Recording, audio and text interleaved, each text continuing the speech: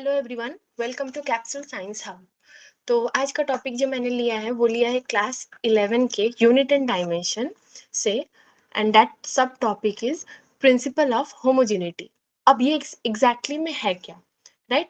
तो पहली बात, प्रिंसिपल ऑफ होमोजेनिटी बोल रहे हैं तो इसका प्रिंसिपल क्या कहता है? वो ये कहता है कि एक इक्वेशन कुछ भी दिया रहे, सपोज अगर मैं बोलूँ a is equal to B plus C, मैंने बोला एक इक्वेशन है। अब ऐसा इक्वेशन एग्जांपल्स में पढ़ेंगे। तो ये एक इक्वेशन दिया हुआ है, तो इसमें होता क्या है कि हम प्रिंसिपल ऑफ होमोजेनिटी के अकॉर्डिंग ये बोलेंगे कि कोई भी इक्वेशन डायमेंशनली तभी करेक्ट होगा। आपको पता होना चाहिए डायमेंशन क्या है। तो डायमेंशनली तभी करेक्ट होगा जब उसका dimension of each terms on both the sides of equation is same. मतलब अगर लेफ्ट साइड में ए है और राइट साइड में बी और सी है, तो डायमेंशन को हमेशा बॉक्स में शो करते हैं। तो डायमेंशन ऑफ ए जो कि लेफ्ट साइड में है, that must be equal to dimension of B and that must be equal to dimension of C.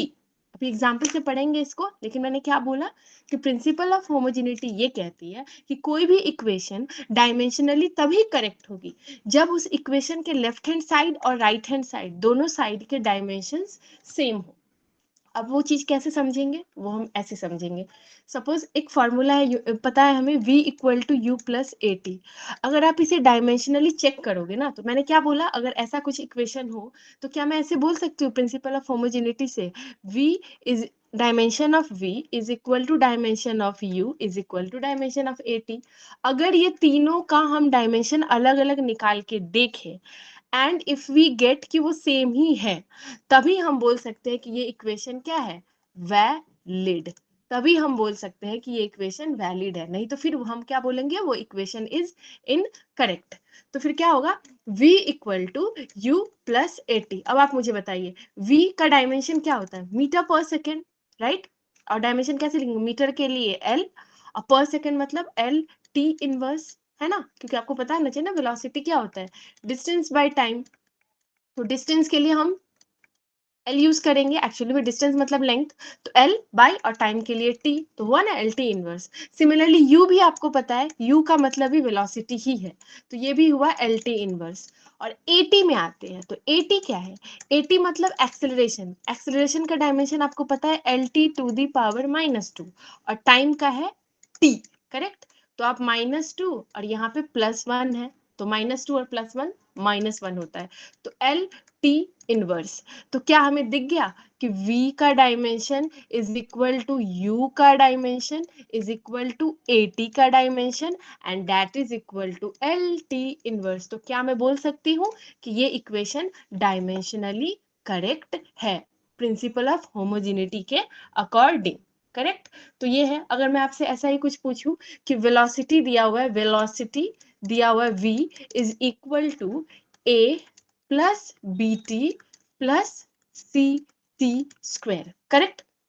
तो अब हमें क्या करनी है, अब हमें ये करनी है, पहली काम लेफ्ट हैंड साइड में ये है ना एलएचएस में, तो पहले एलएचएस का देख लें। वेलोसिटी हमने अब भी निकाला, वेलोसिटी का डायमेंशन है एल टी इनवर्स, काम खत्म लेफ्ट हैंड साइड। अब आते हैं राइट हैंड साइड।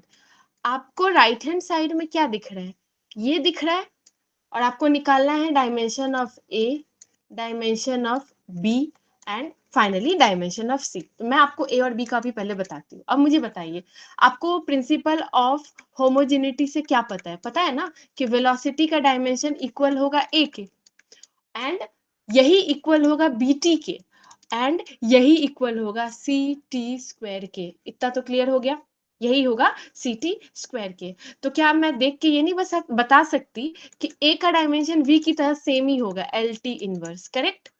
करेक्ट। और b का क्या होगा, b के साथ t है ना, तो यहाँ पे एल टी इनवर्स तो v का रहेगा, और ये वाला जो इधर का t है, मतलब ये वाला जो t है, ये t कहाँ आ जाएगा, यहाँ नीचे आ जाएगा, है ना? यहाँ पे स्मॉल टी से है, बट जब डायमेंशन होता है तो कैप्स हो जाता है, ये तो आपको बेसिक्स पता होना चाहिए। तो फाइनली ये क्या हो जाएगा, एल टी, यहाँ पे क्या है वन, ये वन जब ऊपर जाएगा तो क्या होगा माइनस वन, ये वन जब ऊपर आएगा तो ये माइनस वन, मतलब L T to the power minus two.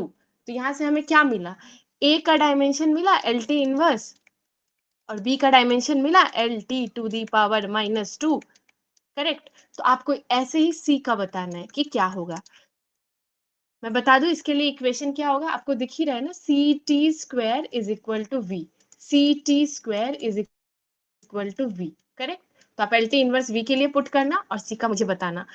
तो इसका कमेंट करके आप मेरे को आंसर बता सकते हैं कि सी का डायमेंशन क्या होगा। ऐसे और भी टॉपिक्स को अगर आप कैप्सूल फॉर्म में जानना चाहते हैं तो फिर आप feel free to